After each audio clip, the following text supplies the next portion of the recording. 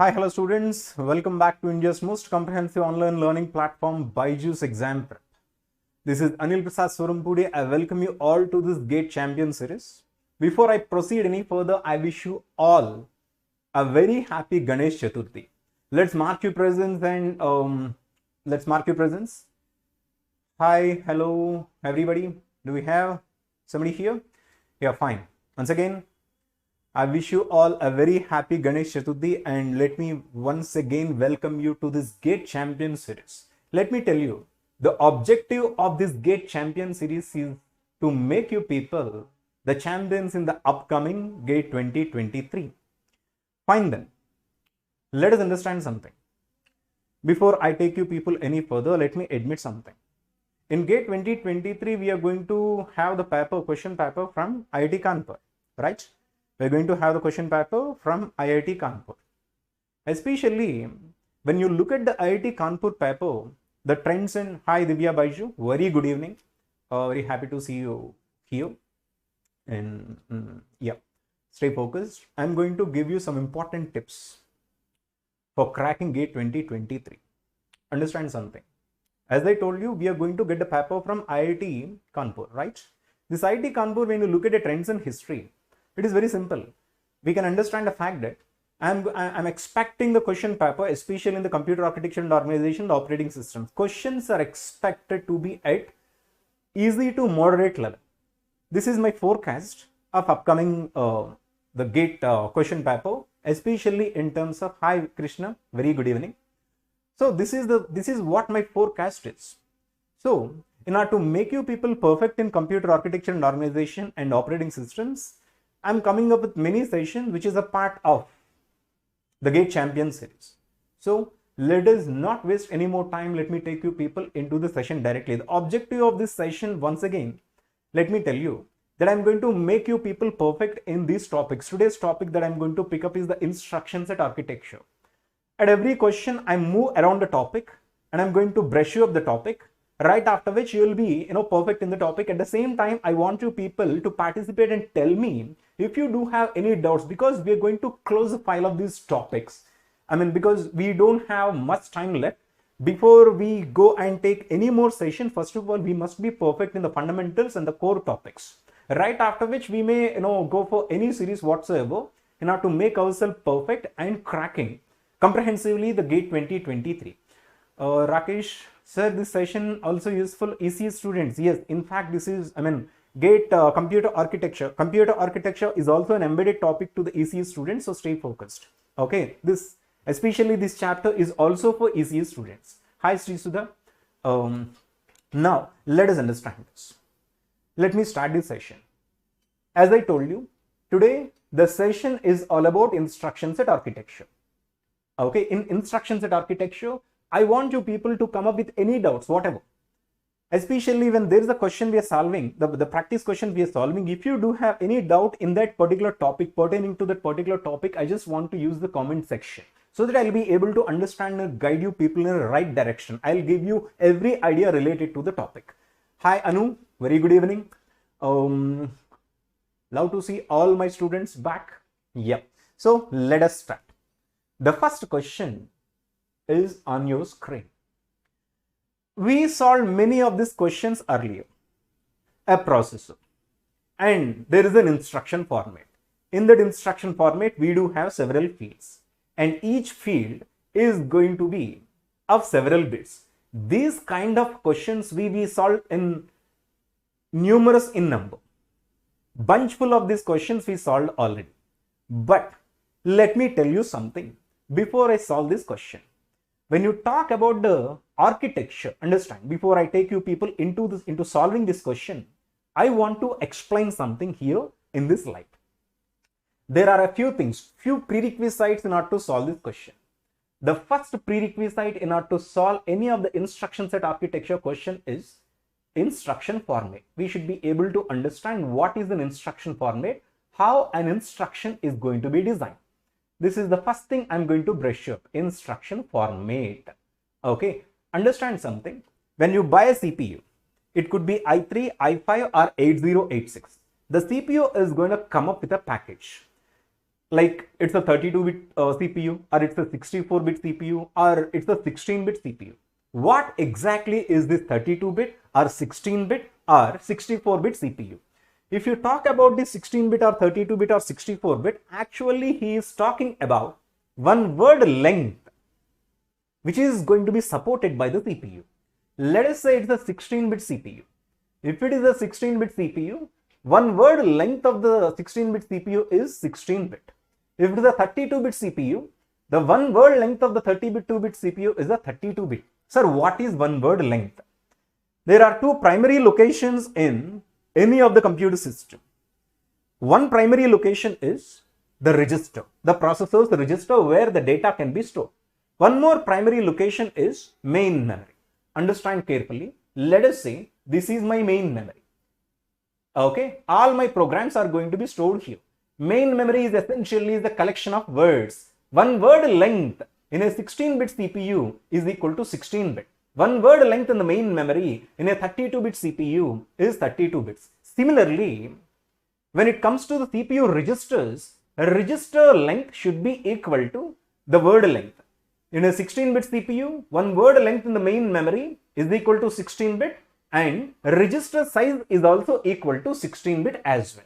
So this is what we should be able to understand initially before we try solving the questions on instruction set architecture. Now let us stay focused. What is an instruction format?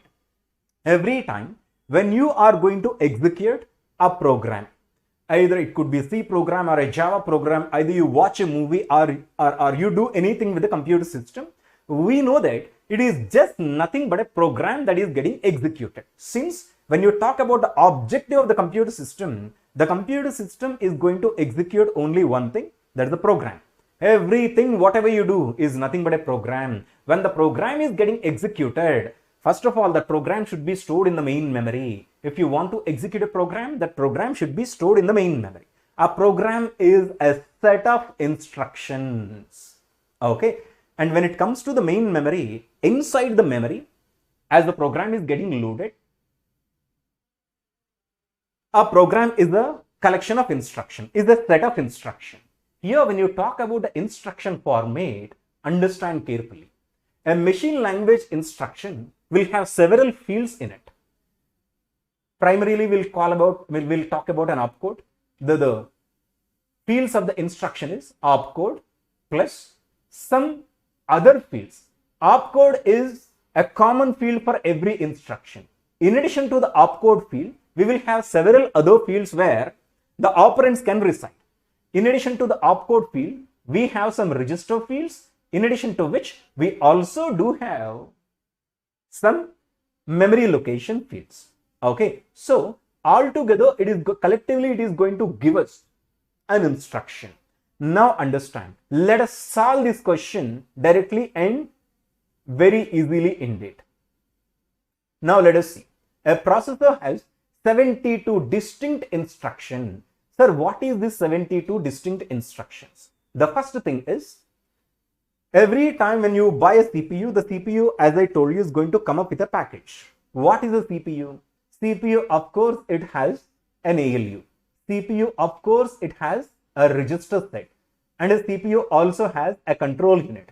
In addition to all these three basic entities, everybody we know, like every one of you know, we also need to know that every CPU will come up with some machine language instructions, I would say ML. These machine language instructions, which are also called the instruction set, is going to serve as the basic instructions of the CPU. Let us say, in this question, we do have 72 machine language instructions according to this question. That means that the CPU supports 72 machine language instructions, otherwise called as opcodes. Okay. Now, every time when you are executing a high-level language program and an instruction, that instruction should be converted to one of the 72 machine language instructions. This is the fundamental thing that we need to understand. Now, let us directly solve this question. Any doubt so far? I hope, Anu or Srisudha or Rakesh or Krishna or Divya. Do we have any doubts here? If you do have, please let me know. Now, understand the instruction format according to the question has these many fields. Let us have a look at the fields in this instruction format. A 32-bit instruction, the instruction size is equal to 32-bit. Word has an opcode. The first field itself is an opcode. Opcode field is a common field which is in every instruction. No instruction is going to be designed without an opcode. Opcode field is common for every instruction. In addition to the opcode, I do have two register operands. That means that in addition to the opcode, I do have a register 1 and a register 2. And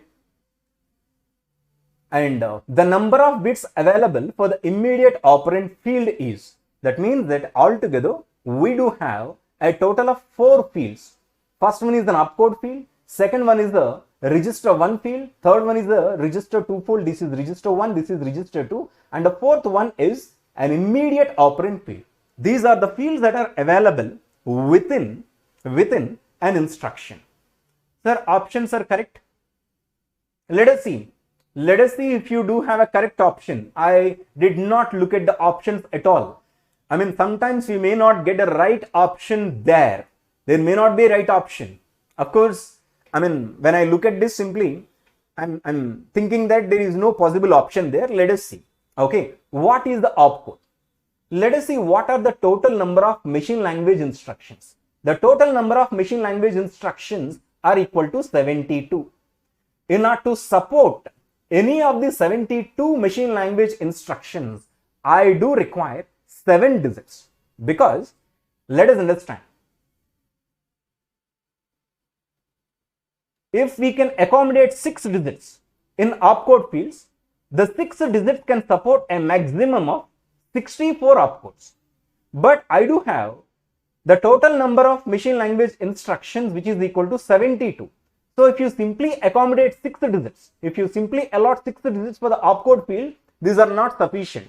6 digits will not be sufficient for all the opcodes. So what I will do is, I will take 7 digits. 7 digits will support altogether 128 instructions. So the total number of machine language instructions is 72, which is in between 64 and 128. If I allot 6 digits, it may not be sufficient. If I allot 7 digits, it will be sufficient. So opcode digits will be equal to 7 digits.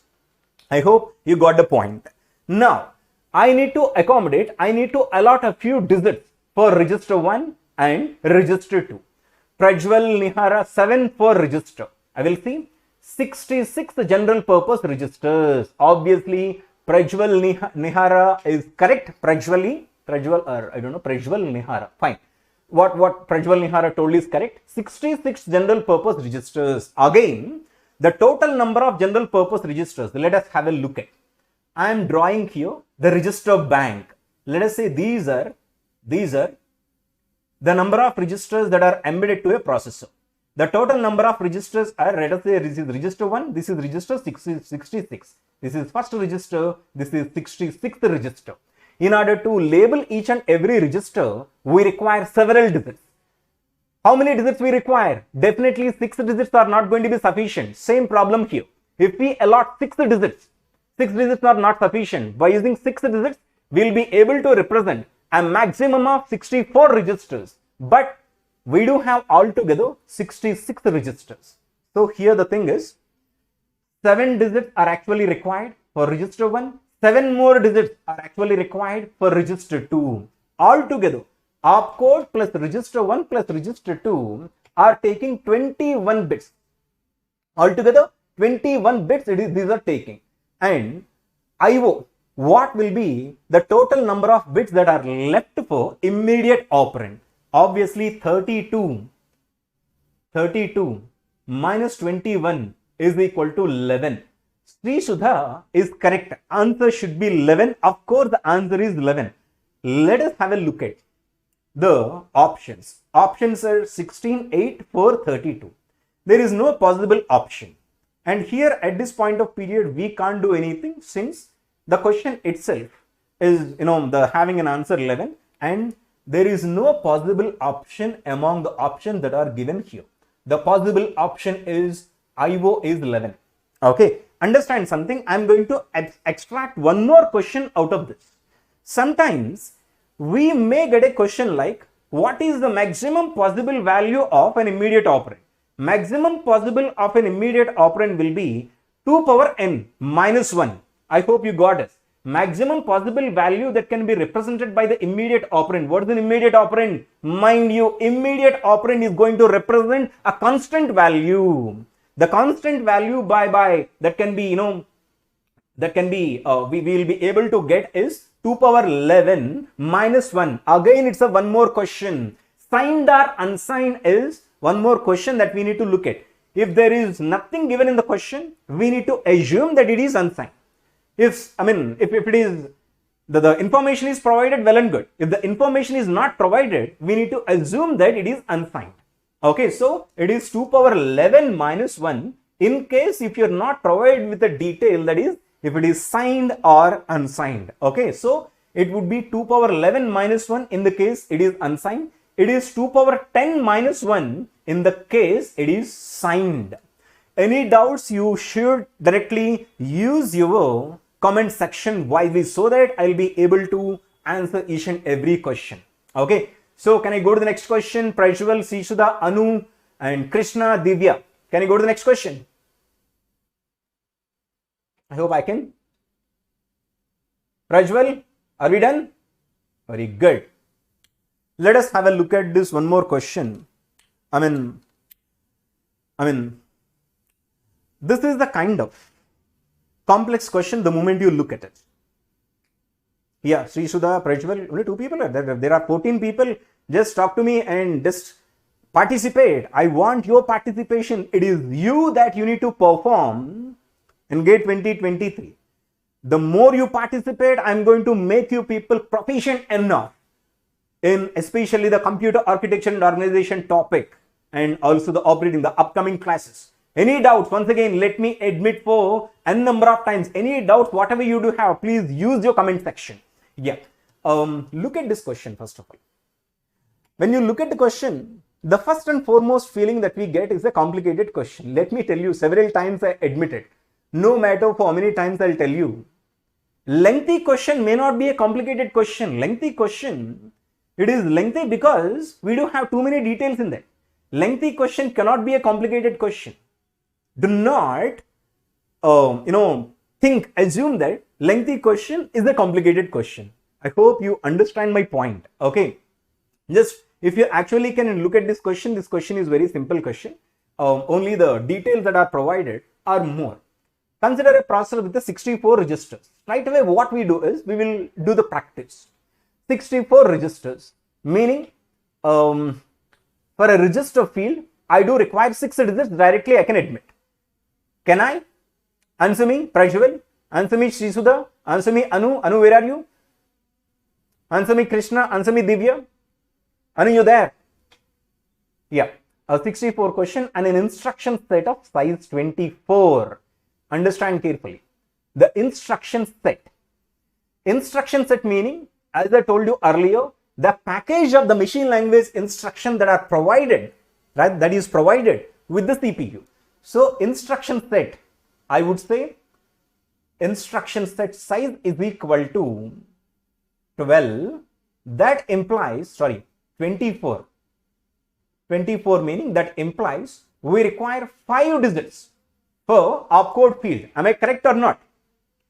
Sir, what is the maximum set? 2 power 10 minus 1 for sign. What is the maximum set? I did not understand Rakhi Gupta. Rakhi Gupta understand something. 2 power 10 minus 1 for sign. Yeah, I got, I know that, I got that you are talking about the previous question. See, let me answer Rakhi Gupta's question. Please, all the people, hold on for a while. She was asking, sir, what is this 2 power 10 minus 1? Let me admit it precisely. Let me receive. Understand, there are several bits. Immediate operand meaning what? In immediate operand field, I got 11 digits. 11 digits meaning the maximum value that can be represented by using 11 digits is 2 power 11 minus 1. For an instance, I do have 2 bits. By using 2 bits, the maximum value that I can represent is 2 power 2 minus 1. Since 0, 0, 0, 1, 1, 0, 1, 1. What is the maximum value here? The maximum value here 3. Okay. When it comes to 11, maximum value is 2 power 11 minus 1. without having any doubt whatsoever. But here the thing is, if it is a signed one, one digit will go for sign.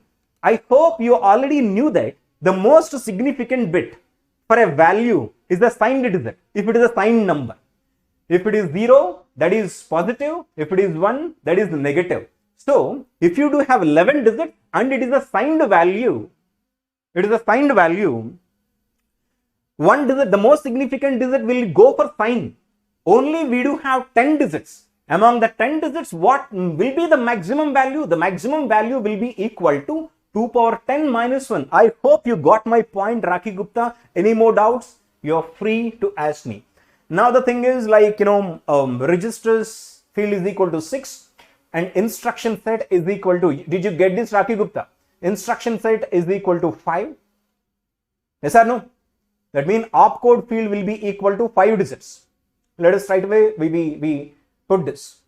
Each instruction has 5 distinct fields. Let me draw 5 distinct fields here for an instruction. What are those?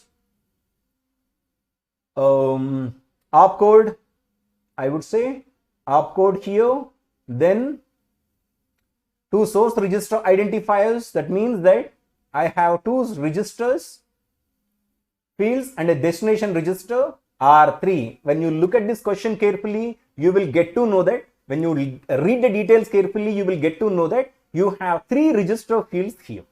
2 are the source registers, 1 is the destination register. That simply he is saying there is something called A is equal to B plus C.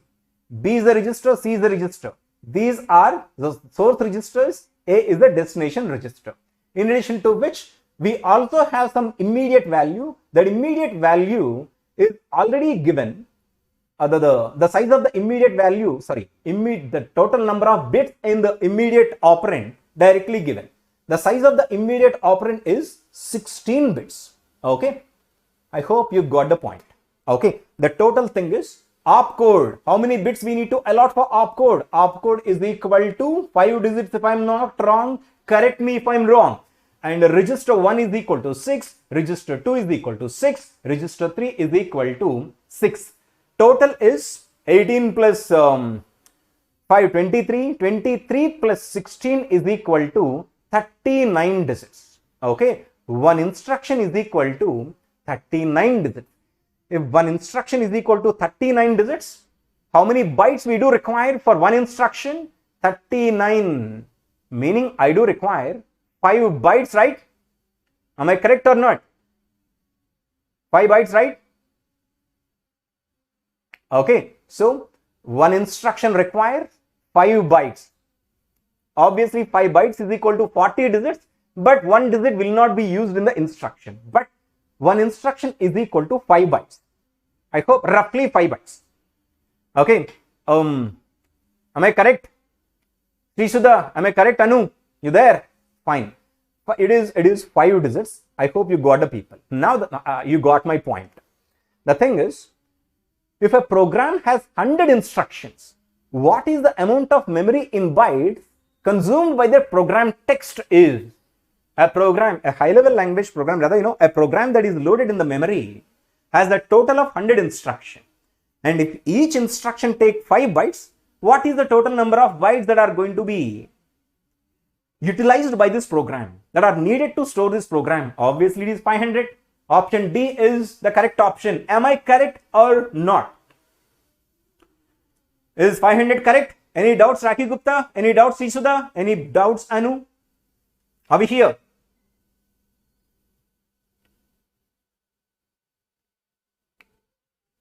Can I go to the next question? Prajwal, I take it as yes, so let me go to the next question. Yeah, here we do have another question on your screen. Rakhi Gupta, you there? A 32-bit CPU uses one word instruction. Right away we can solve this question. 32-bit CPU. What is a 32-bit CPU? Tell me. 32-bit CPU meaning a memory word is organized as 32 bits. One processor's register which can hold the data is also equal to 32 bits. Let me admit something precisely here. when you look at the processor's registers, stay focused. Solving the question is not a big deal, but understanding the concept is a big deal. I hope you agree with me. Am I correct? We need to understand the topics. We can solve any number of questions right after we master the concept. Let us stay focused. See, when you look at the registers are designed in a CPU, all the registers will be classified into two separate, kind of registers, separate type of registers. Depends on in terms of the data that they hold. First thing is a register that holds data part, a register that holds address part. Okay. This is the second type of registers. This is the first type of registers. If you talk about a register that are going to hold the data part, obviously all these registers will be equal to 32 bits, because one data word in the main memory is equal to 32 bits. Am I correct or not? Let us go to the main memory. I told you already, a 32-bit CPU. One word in the main memory is equal to 32 bits.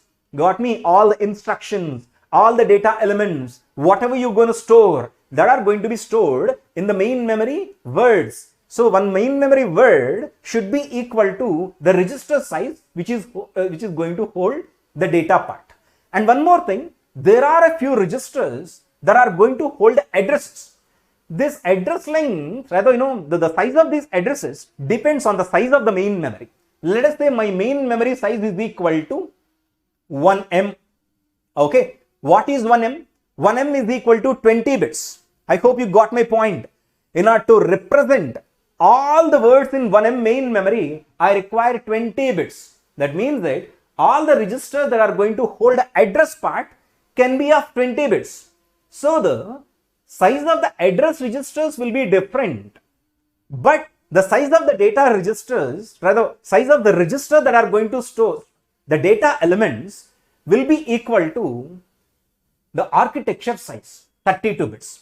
I hope you got my point. Pasupuleti Raja 4 already. You already solved this question. Proud of you guys, but let me see if it is correct or not. People coming up with the different options. Prajwal, 8 bytes, fine. Let me solve this question. One word instructions. It has 4 fields, namely a mode field to represent. Let me solve this question directly for you guys. Answer me. How many fields we do have? 4 fields, namely a mode field to represent either a direct and indirect addressing mode. The first field is a mode field, and 2 register fields, namely R1 and R2, to represent one of the 64 registers each. So there are 2 registers, R1 and R2. Very good. Okay. And of course, opcode I forgot. I will keep the opcode here, and the memory address field also. In addition to the opcode field, I do have a memory address field. I would say address here. Now let us allot the sufficient number of digits to each field. Let us go to the mode field. How many modes we do have? The total number of modes are just equal to 2, direct and indirect. So I do require only 1 digit per mode. Okay, 1 digit per mode. If it is 0, direct addressing mode, 1 indirect addressing mode. More than 1 digit, I don't need for the mode field. R1 and R2. Look at the number of registers. The number of registers are equal to 64. That meaning, if it is equal to 64, that is equal to 2 power 6. So R1 is equal to 6, R2 also is equal to 6. And opcode, what is the total number of opcodes? What is the total number of opcodes are we provided with? Okay, main memory size is being provided. Nothing else is being provided. So main memory, which is equal to 4096 words, will require 12 address bits, because 4096 is equal to 2 power 12. So address field is equal to 12 bits. So 12 plus 6 is equal to 18. 18 plus 6 is equal to 24. 24 plus 1 is equal to 25. So here the opcode bit is equal to 7. Now the question is, what is the size of the opcode decoder? What is the decoder? Decoder size is equal to, tell me Rakhi Gupta, decoder size is equal to 7 into 128, right? Am I correct? 7 into 128, right? The size of the decoder, you can't simply say 7. The size of the decoder is 7 into 128. Is it making? What is the decoder? Decoder is going to interpret the operation, right? See, let us understand something. If you do have an instruction, there will be an opcode. The opcode must be decoded. For that, we require a decoder. Of course, I'm not talking about a control unit here. Provided we are having hardwired control unit, that is a sidekick, we need to understand. I will come to that part later. So for for the instruction to the opcode, we should be able to connect the decoder. The size of the decoder must be 7 into 128. You can't simply keep the number of bits of the opcode. The number of bits of the opcode is equal to 7. If 7 bits are connected to a decoder input, what will be the output? We will have a total of 128 outputs in which one will be invoked. Am I clear? Did I make it myself clear? I hope you got the point. 7 into 128 is the size of the decoder. Yes or no? Very good. Programming wala. Very good. May I know your name so that I will be able to communicate with you directly. Shishudha, Prajwal, Rakhi Gupta, Anu, and Prajwal. Can you go to the next question? Am I correct? 7 into 128? Pasupulate Raja. I say yes. Alright, today is Ganesh Chaturthi. I want you people to be active. I hope you prayed the Lord Vinayaka. I'm sure that he's going to make you people, champions in the GATE 2023. So be active. I want you to be active. I know that it is a hard time at 8:30, at 9 o'clock. I can't expect you people to be active. Can I? Of course, I can, because you people are going to do the miracles. I'm sure you're going to do it. Okay, right after you give the paper in 2023, you're going to ping me up and you're going to tell me, sir, I did it. I did this. This is what the objective behind whatever we're doing right now. Okay, let me take you people to the next question. Can we go to the next question? Yes. The study side. Yeah, there the question is on your screen. I'm going to leave it for you guys and just answer me. For those people who following my classes regularly, they'll be able to easily answer this question. It's not a big deal, because several times in several classes, several sessions, I explained about these addressing modes. Yeah, tell me, what is the most suitable addressing mode among the following to write the position independent code? Position independent code is relative addressing mode. Okay, let me tell something behind this position independent code. Okay, C, very good. It is C, absolutely it is correct. But let me tell you why position independent code. Stay focused and understand this thing. Okay, Mr. Prajwal has written a program, has written some program. He wrote a Prajwal DAX, I will say PRA.C. This PRA.C program he has written with a total of 100 instructions. Okay. Now the thing is, Mr. Prajwal want to execute this program. When this guy wants to execute this program, what's going to happen? Sir, when is the deadlock? There is a progress or bounded waiting. I will come to that part. I will come to that part in operating systems. Altogether, if I take it right now, the total motive of the class will get sidelined. I'm going to explain in the upcoming sessions. We do have a session exclusively for operating system. I do have 4 sessions in operating systems. I'm going to explain each and what are the possibilities. See, these are the interpretations. These are the interpretations. See, if there is a deadlock, let me tell you, the interpretation will go wrong. Like you want to enter into the critical section, I want to enter into the critical section. Both of you guys, you tell me the answer. Both of you guys, let us say we got deadlocked. Shall we go any further? You tell me the answer. Shall we go any further? Come up with your answer. Simple. You want to enter into a critical section. I also want to enter into the critical section. Is it possible for we guys to enter? Although we want to enter into the critical section, will we be able to enter into the critical section? Now tell me the answer. Will the progress get satisfied? Yes or no? But understand, these are all, Deadlock is a rare occurrence. There has to be admin. If there is a chance of the deadlock in the system, that there is no guarantee the deadlock would definitely happen. If there comes a deadlock, like, understand, this is the reason why I want a time to explain. In just watch my previous videos, you're going to get a complete answer for this. You and me loaded two programs, that is Programming Wala's program and Aneel Prasad's program. Our program should be executed concurrently. What is the possibility of our programs to be executed concurrently? 1 out of 1 lakh, right? In the 1 out of 1 lakh also, our instructions which takes us to the critical section should also be executed concurrently.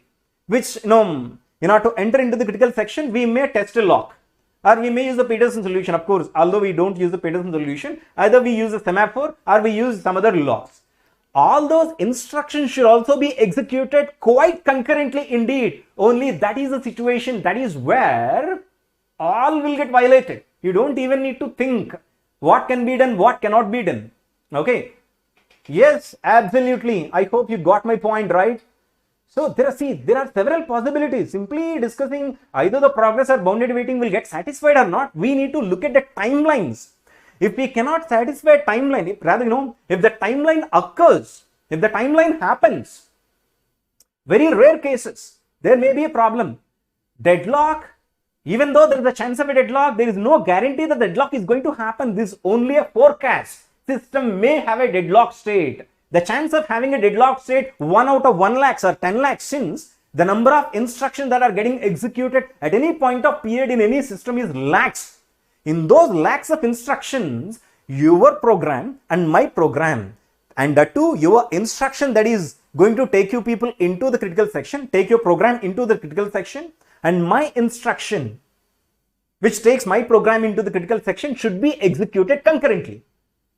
Then there may be a chance of a deadlock. But what is the possibility?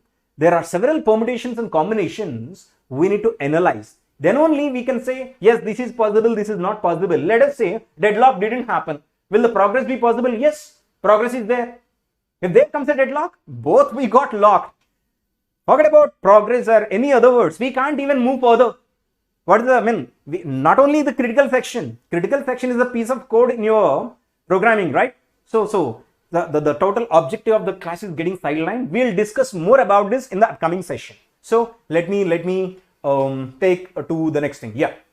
Let us say Mr. Prajwal has written a program with 100 instructions. Let us say this 100, and when he stored his program somewhere in the secondary memory. This is my secondary memory. But as long as it doesn't want to execute a program, okay, that can be stored in the secondary memory. But the moment he wants to execute a program, he needs to bring that program into the main memory. Understand carefully. Will the main memory allot him the first 100 locations? Tell me. I will wait for your answer.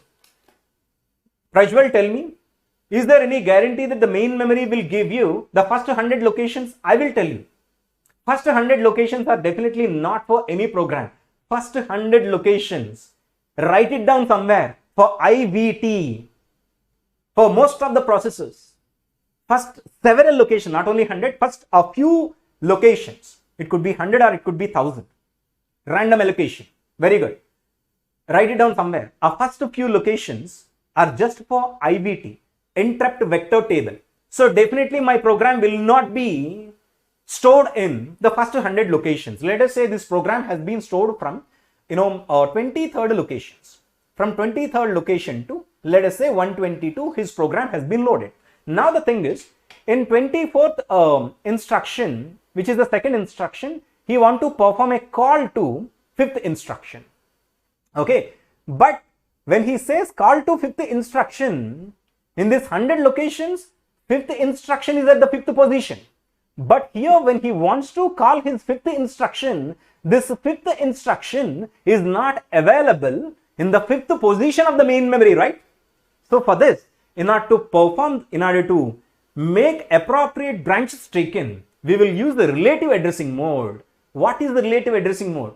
In the relative addressing mode, effective address will be calculated as program counter value plus offset that is provided within the instruction, rather the relative value that is provided within the instruction. I would say value in the instruction. Okay, value in instruction. Okay, so this is how I'm going to make this program relocation possible. Program relocation is possible by two addressing modes. The first one is relative addressing mode. The second one is base register addressing mode. Can I go to the next question, or you want me to elaborate this relative addressing mode? Can I go to the next question? Relative addressing mode is the correct option. Relative addressing mode is the correct option. Yeah, let me take you people to the next question. Yeah, answer me. I will wait for your answers. I will wait for your answers. Of course, the students that are following my classes can easily answer this, but fine. Answer to this question. The data structure that is directly used by the CPU designer inside the processor is it a linked list, or is it an array, is it a stack, or none of this? I will wait for you people to respond to this question. What is the data structure that is used by the designer inside the processor? Srisudha C, is Srisudha correct? Prajwal, programming wala? Where are the other guys? Srisudha, am I correct? Sorry, is Srisudha correct? Bigger pardon. Yeah, Prajwal, tell me what is the answer? Yeah, Prajwal already told. Yes, Possibility Raja, he also confirmed this. Satvik, hi Satvik, very good evening. Now, the thing is stack. Stack is the data structure, which is the only data structure that is used directly by a CPU designer. This is the very reason why the stack is considered to be as the best data structure for both CPU designer as well as the programmer. Why? Because the stack is going to make entire programming paradigm very, very easier indeed. So why? Because write it down somewhere. Without a stack, these branches will be very difficult to implement. Calling the subroutines will be very difficult to implement. Let me tell you, subroutine call and returns will still be there even without a stack. But with a stack, it will be very easy to implement. We don't use much pointers here. Only the pointer that we use a stack pointer. Is it making sense or not? Is it Satvik or Possibility Raja, Prajwal, Shishuda, Anu or Kuyo programming wala? Is it making sense? See, if you do not use a stack if you do not use a stack and still you want to implement nested subroutine calls and returns, still you will be able to make it. But the thing is, you should be able to use a lot of pointers. You know how much burden it is to implement the pointers. Every pointer will have 2 memory accesses, right? Is it making sense? I will talk about this. How? Is a very good question. Possibility Raja, I will tell you. The thing is, as Mr. Raja asked me, I will tell you without a stack how subroutine call is going to be possible without a stack. Okay, there is a subroutine. This is subroutine. Okay, I would say subroutine 1. Subroutine 1 is available from 10 to 20. Okay, subroutine 2 is available from 40 to 50. Okay, subroutine 3 is available from 60 to 70. Now understand, in the subroutine 1, let us say there is a 5th instruction. Okay, the 5th instruction wants to make a call to subroutine 2. Where subroutine 2 is originated? Subroutine 2 is originated from the 40th instruction. So when subroutine 1 is calling subroutine 2, we should be able to store the program counter value of the subroutine 1. We should be able to store the program counter value of the subroutine 1. What is the program counter value? Subroutine, what is the difference between memory stack and register stack? Very good question. I will explain you right now itself. Okay. Now, for this program counter value is equal to 6. Currently, the instruction that is being executed by the CPU is the 5th instruction, which is the call instruction. When the 5th instruction is executed, obviously, program control will be transferred from S1 to S2. That is, from the 5th location to a branch will be taken to 40th location. But the thing is, when S1 calls S2, right after S2 is finished, we should be able to go back to the previous routine, the calling routine, right? For that, we should be able to store the program counter value. From when S1 has been suspended? S1 has been suspended from the sixth instruction. So the program counter value should be stored without a stack. Which is the best way to store the program counter value? Write it down somewhere. The first address of the subroutine. What is the first address of the subroutine? First address of the subroutine is 40. So here itself, I will say the program counter value 6. Okay. Now, when S2 calls S3, what will happen? When S2 calls S3, obviously S2's program counter value will be saved in the first address of S3. So let us say at 45th again it is called. So I need to store 46. Now the thing is, let us say S3 is finished. When S3 is finished, I should be able to, excuse me. Yeah, fine. Very sorry, it is erased. This is S1. S1 is from, let us say, 10 to 20. In the 15th instruction, there is a subroutine call. S2 is, stay focused, stay with me. S2 is available from 40th to 50th and S3 is 70 to 80. Okay. Now, 15th instruction is the call instruction to 40th location. 40th location is where S2 is originated. So the program counter value, which is 16, will be stored here. Now S2 is going to make a call to S3. Now from the 45th instruction, there is a call has been made to 70th location, which is the original address of S3.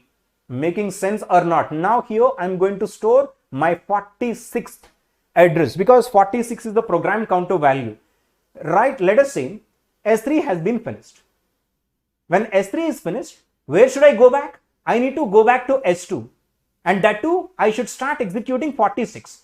For that, where did I store my program counter value? I stored my program counter value at the first address of S3. So here the thing is, write it down somewhere. Final address of the S3 should be a pointer to the first address. Okay. And when you create a pointer to the first address, you will go to the first address in which you will get the previous program counter value, taking which you will go to the previous routine, which is the call routine. Then when you finish it off at the 50th location, again you will have a pointer. You can understand. We can implement this subroutine calls and returns by using a lot of pointers. But this pointer is going to add a lot of overhead because every pointer is going to incur 2 memory accesses. Am I right or not? Is it making sense or not? Pasuplate Raja, Prajwal. Raja, did you get this point completely or any doubts whatsoever?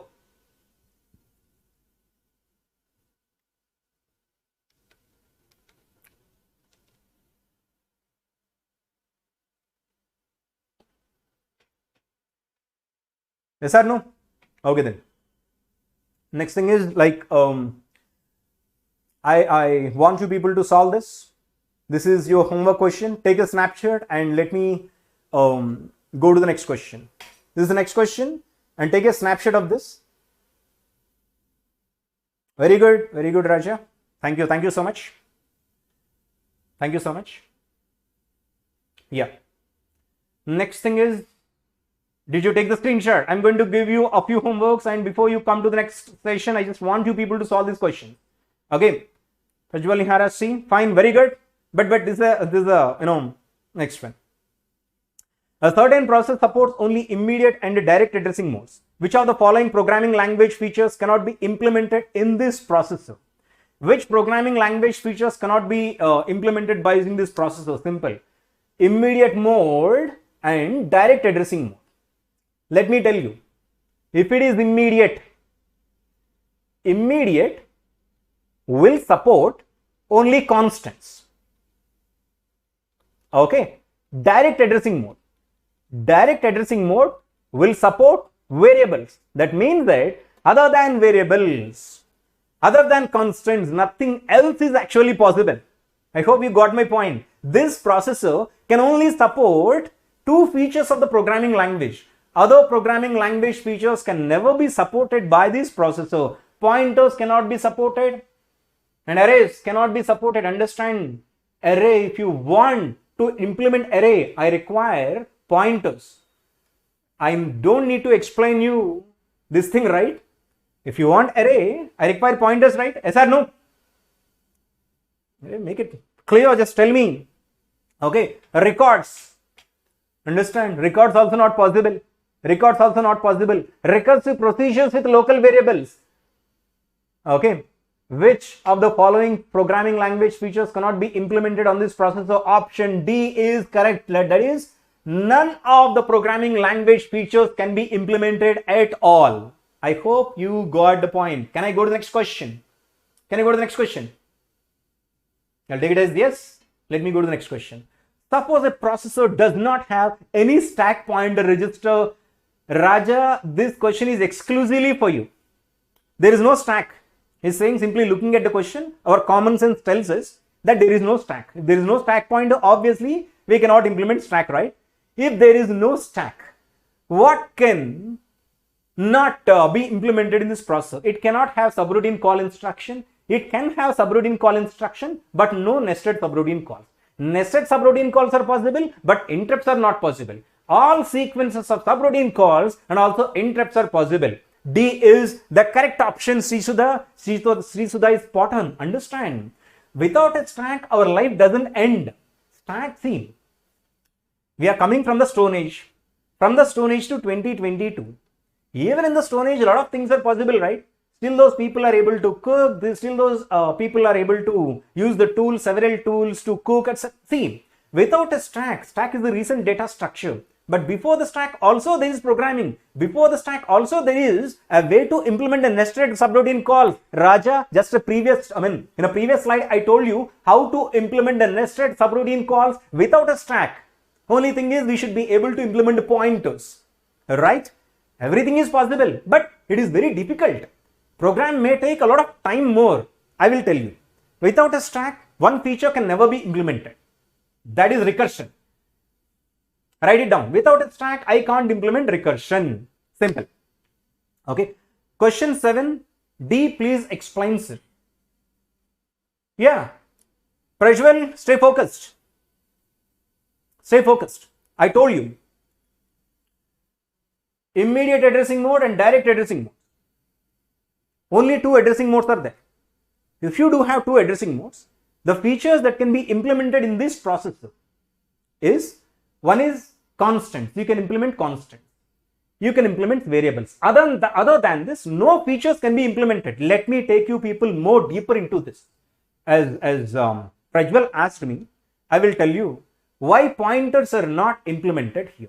If you want to implement the pointers, I do require indirect addressing mode. There is no indirect addressing mode. If there is no indirect addressing mode, nothing else is possible. Arrays require an indirect addressing mode because whenever you want to access an array element, see, when you want to implement array, what is going to happen? You will declare an array of size 100. Okay. Now the thing is, immediately you will be provided a space within the main memory. Let us say from 450th location, you are provided with 100 consecutive locations. But there is an address 450. This 450 will be stored in a register, which is called as an index register. This index register value will be equal to 450. But here understand what index register is storing. Index register is storing an address, which is just nothing but a pointer. If you do not have a pointer, if you cannot implement a pointer, how can I implement array? Not possible at all. Okay, let me talk about a record. What is a record? A record is a collection of items, right? Stay focused and listen to me, all of you people. Let us get into the main memory details. Let me erase all these things, explain you precisely. Stay focused and stay with me. Go to the main memory. Are you with me?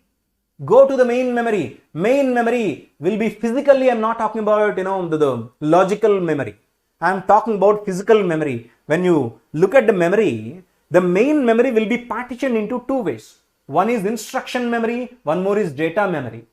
Instruction memory is only for programs. Now let us talk about records. Record is the collection of data elements, right? Where the elements of the records will get placed?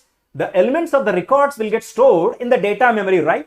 I will tell you what is the problem with the data memory. The problem with the data memory is non-contiguous. Let us say I do have 100 elements in the record. But all these 100 elements, when these are being placed into the data memory, what is going to happen? The data memory nature is to be non-contiguous. Let us say the first element is placed in, let us say 720th location of the data memory. Second location of the record is available in 650th location. Third element of the record has been placed in 511th location. Now understand, all these record elements are available some parts, but collectively all together it is going to give you a record. Now tell me, how you will be able to relate these elements? Without a pointer, will you be able to access these elements?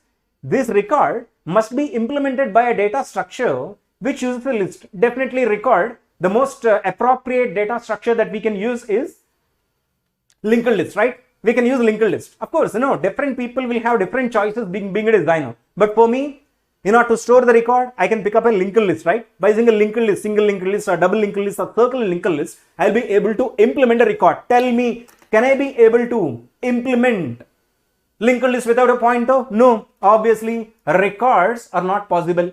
Okay, now finally, he is talking about a recursive procedure. Recursive procedure. When you talk about a recursive procedure, just a short while ago, I told recursive procedure is not possible without a stack. You will be able to implement nested subroutine calls. I'm not saying no to that. What I'm saying is, if you want to implement recursion without a stack, it is not possible at all. But can you implement a stack without a stack pointer? Making sense, right? Yes or no? That is, in order to implement D also, I require pointers. So all these things are related to pointers. I hope yes, obviously, see, if you want to use a stack, what you require? Stack pointer. What is a stack? Stack pointer is a pointer, right? Making sense? I hope I made it very clear indeed. Okay, so this is the next question already. I think we are discussing this question. Yeah. Suppose a processor does not have any stack pointer register.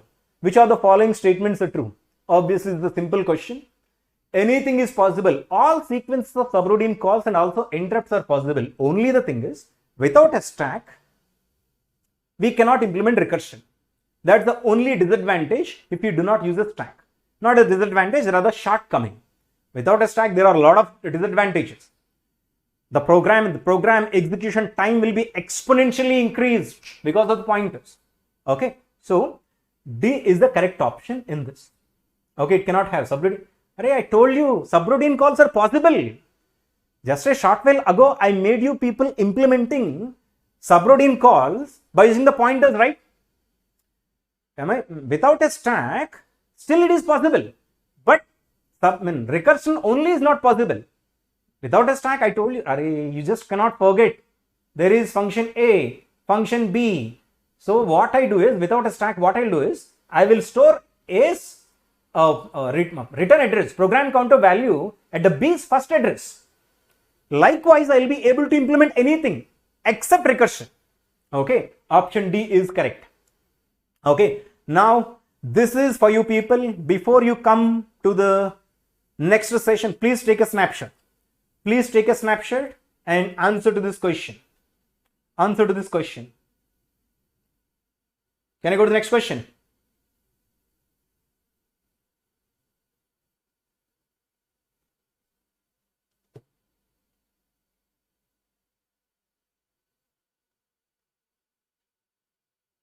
Yeah, this is also for you people to solve. 9 and 10 are for you. 9 and 10 are for you. You don't worry. If you are not able to solve, you tell me. I will make you people solving right in front of myself. in tomorrow's session. I'll take some extra time, but this is important. I do not want you people to see anything at all. Just keep your minds plain and just recall my classes. You are allowed to, recall any of my classes. But other than that, you're not allowed to do anything. I want you people to solve these two questions. Okay. Take a snapshot of this. Let me go to the next question. If a CPU has two modes, okay, privileged and non-privileged, in order to change the mode from privileged to non-privileged, a hardware interrupt is needed, a software interrupt is needed, a privileged instruction is needed, a non-privileged instruction is needed. Understand carefully. Of course, most of you people, you tend to give me an answer. A software interrupt. But understand, software interrupt will change the mode from non-privileged to privileged. But in order to change the mode from privileged to non-privileged, we don't require any mode at all. Option D is correct. Option D is correct. Sri Shudha is perfectly right. Software interrupt, let us say, I'll tell you with a simple example. There is one instruction int A followed by printf, okay, and followed by int B. This is a user instruction. This is the system privileged instruction. This is again a user instruction. A user instruction can be executed in the user mode, but a privileged instruction can only be executed in a supervisor mode. Supervisor or a kernel mode, whatever you call. Now, if you want to switch from the user mode to the kernel mode, I require a software interrupt. Now the thing is, I'm already in the kernel mode. From the kernel mode to user mode, I need to switch because int B is a user instruction, can be executed in the user mode. So in order to switch simply from kernel mode to user mode, I don't require any interrupt at all. Neither hardware interrupt nor software interrupt. Neither external interrupt, nor an internal interrupt, nor a software interrupt. I hope you got my point. Video is passed. Why my video is passed?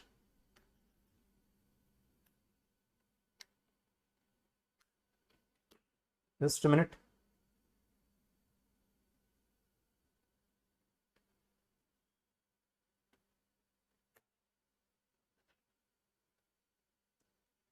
Oh, give me 2 minutes. The video has been paused so that, excuse me.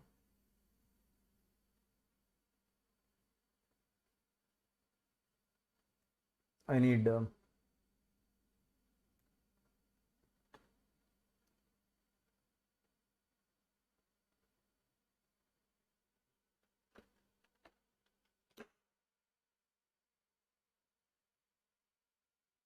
just a minute.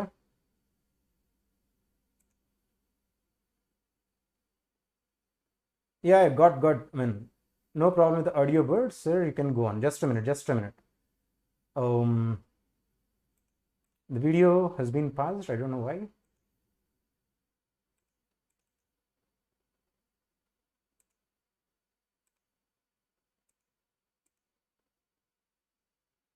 I hope the video is back. Just let me set this again.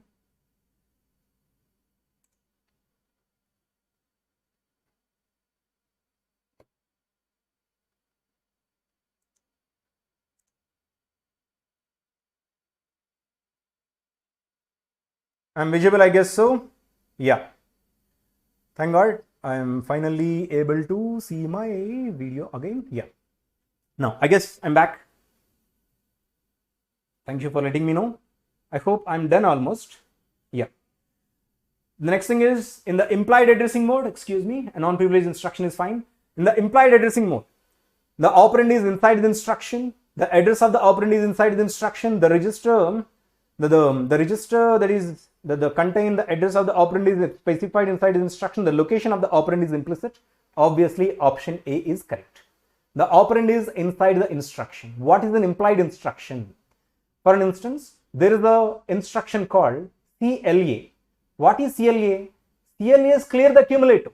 We don't require to specify accumulator separately here. CMA, complement accumulator. For some instructions, operand is specified within the instruction itself. Those instructions will come under implied addressing mode. Okay. And 12th question also is your homework. The address of the, no, the implied addressing mode.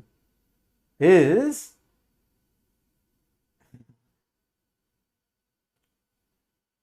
it is implied addressing mode. It is not a direct addressing mode. It is not absolute addressing mode. Absolute addressing mode is a direct addressing mode, but now it is an implied addressing mode. Implied addressing mode is implicit operand. There are a few instructions: CMA, CME, CLA, CLE, INC. These are simply complement accumulator and complement extended accumulator, clear the accumulator, clear the extended accumulator, increment the accumulator. Now, for all these instructions, I don't specify any operand. When you look at the opcode itself, you are having the operand specified within the instruction. I hope you got my point. Within the instruction, it is specified absolutely. Okay. Unwritten. This is also your homework. Yeah, LDA. No. LDA is the load, right? LDA will definitely be followed by one operand. Without having an operand explicit to that, load cannot be performed. Let us say load. What will be loaded? Load meaning from the memory location to the processor's register, the contents will get transferred. Here from the memory of 450 to the processor's register accumulator, the contents will get transferred. The load must be specified with an explicit operand. Load should be followed by one value. It could be a direct value or it could be a memory address. I would say load, let us say hash 50. That means that a value of 50 will be loaded into the accumulator. But load instruction is an instruction uses explicit operands to be specified with. But there are a few instructions which are called register reference instructions.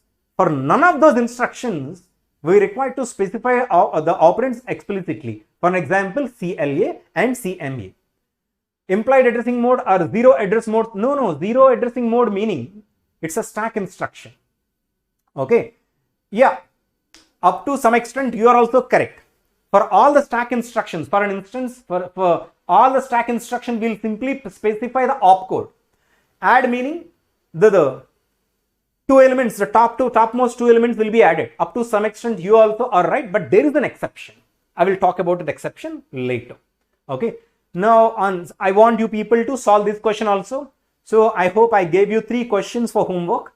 I want to, before you come back tomorrow, I want you people to solve all these questions. Tomorrow, I'm going to cover the details of the memory. Likewise, the way I've taken today, I'm going to move around the topic. I'm going to make you people familiarize to each and every topic as I discuss the question. Okay. I hope you enjoyed the session. If you do not have any doubts, Aneel Prasad Sir is signing off. Anything else?